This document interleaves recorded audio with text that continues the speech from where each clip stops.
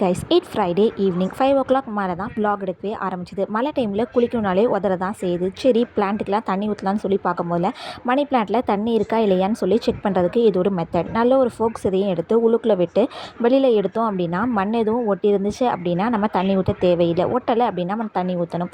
Rose செடியும் அப்படி பார்த்துட்டு அதுலேருந்து ஒரு ரோஸையும் பறிச்சுட்டு வந்து தலையில் குத்தி வச்சாச்சு. நான் கிளம்புன மாரி பாப்பாவையும் கிளப்பிட்டு வெளியில் போகலான்னு சொல்லி கிளம்பிட்டோம். இன்றைக்கி ஃப்ரைடே, ஸோ மீன் எதுவும் வாங்கிட்டு வரலான்னு சொல்லிட்டு தான் கிளம்பிச்சு. நான் என்னோடய ஹஸ்பண்ட் பாப்பா 3 பேரும் கிளம்பி வெளியில் போயிட்டோம். மழைனால சூப்பராக மழையில் நல்லா நனைஞ்சிட்டே போயாச்சு. மீன் கடையில் போய் ஸ்குவிட்டும் இறாலும் வாங்கிட்டு வீட்டுக்கு வந்தாச்சு. வீட்டுக்கு வந்ததும் நைட்டுக்கு தோசை தான் ரெடி பண்ணேன். நான் தான் எங்கள் அப்பாவுக்கு தோசை கொடுப்பேன்னு சொல்லிட்டு பாப்பா தோசையெல்லாம் வாங்கி கொண்டு போய் கொடுத்துட்டு இருந்தா.